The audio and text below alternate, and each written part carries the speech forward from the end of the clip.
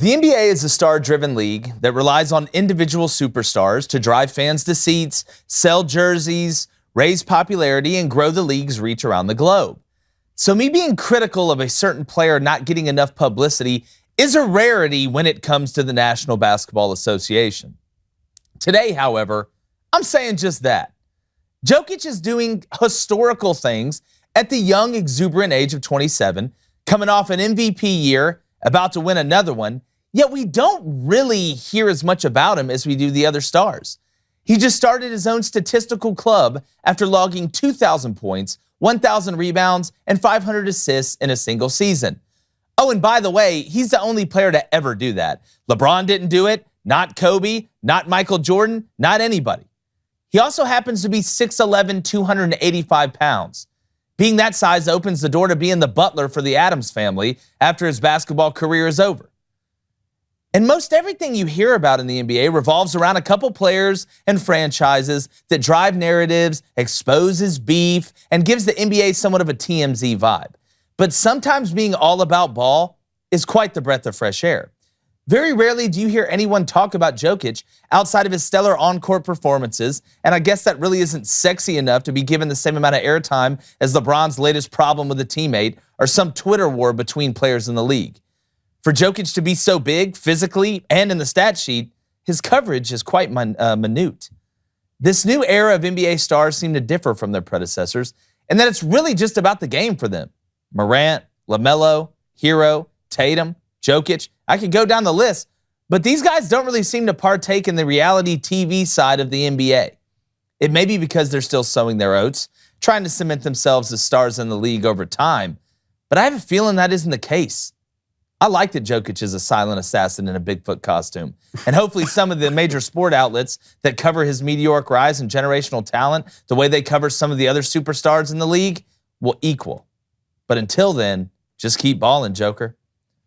I'm going to bring in David Cone, Blaine as well. And I'm not saying people don't talk about him, but he doesn't get nearly the in-depth coverage that we see some guys get on teams that aren't even winning. The Nuggets just clinched a playoff berth. Mm-hmm. Have they won a ton of championships and rings since he's been there?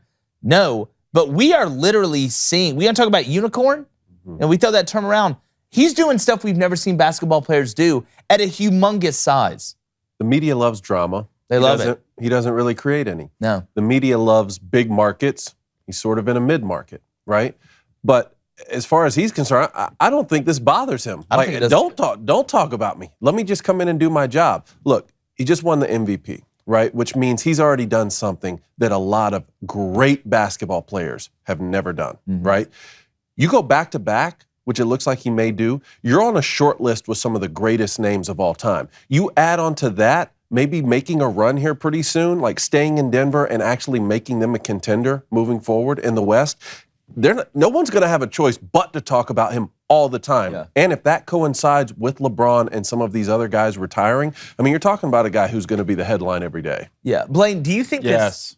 Is that an answer? Do you think this new wave of stars, this younger group, and we talked about this with Jason Whitlock a little bit ago, do you think they're just trying to cement themselves as stars in the league? And I know there's a difference in age between Jokic and LaMelo and John, these guys, and some of them have become staples. But I look at their personalities, and they just seem more about the game to me, and I love it. Yeah, me too. Well, Jokic is a different type of cat, man. He's a different, loves horses, not big in the media or technology. He just wants to play basketball and ride horses. Yeah. Right? Which is fun to see. I call him Reptar. That's what I call him. You call him what? Reptar. Off Rugrats? Off Rugrats. That's what I call him. But, man, I like the young wave in the NBA. I mean, Jason Tatum, all these young cats, they're still in there getting it right now to prove themselves. But, him, John Morant, it's just a different type of feel, and I like that feel. And every time when someone brings up drama or anything in the NBA, who does always go back to? LeBron James. LeBron James lives rent-free in a lot of people's heads.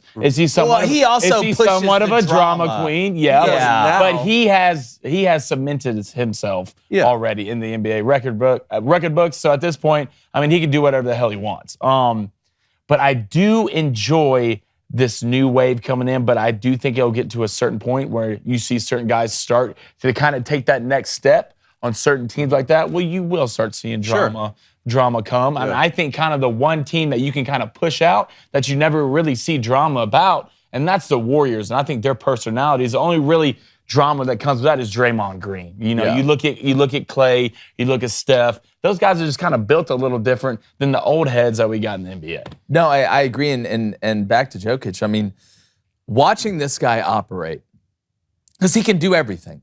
He can handle the ball. He can go back to the basket. He's got a mid-range. He can shoot the three. But the thing that I think is the most impressive, look, the 2,000 points, man, hell yeah. That's not easy to do in a season. 1,000 rebounds, a double, hell yeah. That's not easy to do in a season. The 500 assists to me, you want to talk about making a team better?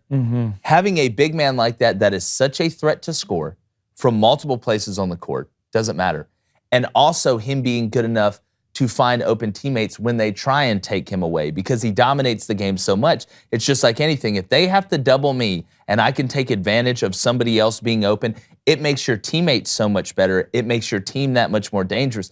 And Jokic isn't a selfish guy. To me, he's a guy, he knows when he needs to take the shot. He knows when it's the moment where he has to assert himself as the dominant player on that team, as the MVP. But he looks to make the right play every time. And I think that's what separates. You know, I watched the Heat a little bit, and I know we're going to dive into this in a second. I want to get to the Booster Club. But to me, watching teams like the Heat and watching teams that have guys, that it's rare to have a guy like Jokic down low that isn't just about himself but can be about himself when it has to be about him, that's the difference to me. That'll lead to a long career too. For sure. Look at some of the stuff with Russell Westbrook right now. Or even, like, we'll see how far James Harden and the 76ers can go. But whenever you make the right play at the right time and that's your main objective, I think that's going to lead to longevity in the league. And to Blaine's point, or really to Jason Whitlock's point of these younger stars, like once give they... it to me if you want to. Okay. Once they cement themselves, will you start to see more drama? I think, look at a young LeBron. He was just all about playing ball for a long time. There is something that comes with the celebrity factor. The glow up. It's not just basketball either. It's the glow up. Look at pop stars, rock stars, whoever. Yeah. Like, you know, you just act a certain way. And I'm not saying, I mean, I hope that I would be different if I were on that level, but that level of celebrity does something to a lot of guys. I'd like to see if guys like Jokic and Ja Morant and some of these guys are just keep a level head and a low profile off the court moving forward throughout their career. It'll be interesting. Maybe I'm being overly optimistic or somewhat naive. Maybe. But I just love the way they are right now compared to kind of the old heads and the way they went about things. Blaine, anything in the Booster Club? I know we got some other NBA stuff. Yeah, they won't leave me alone about it's Jokic. It's Jokic. Listen. It sounds like it would. Listen, be Jokic. We call him the Joker, okay? I'm not from Serbia, okay? Which, by the way, you want to talk about coming out of the mud? You know, we're going to talk about the UFC fight and him coming from Chechnya, where it's not exactly, Chechnya, buddy. You know, it's not exactly. And they say Djokovic. But look, I say you can say Jokic. To me, I've always called him Jokic. What does he say? Because typically I'll call him the Joker, but on the show you have to be kind of specific. And I think it's a great name for him. I think he's the best Joker since Heath Ledger. But I mean, look, Jokic. I mean, you know, to quote Jim Carrey on Liar Liar, man, come on. Hey, if you like that content, go ahead and subscribe. Apple Podcasts, Spotify, Stitcher, String in a Cup. As long as you're listening, we appreciate you. Go subscribe now. It's Crain & Company.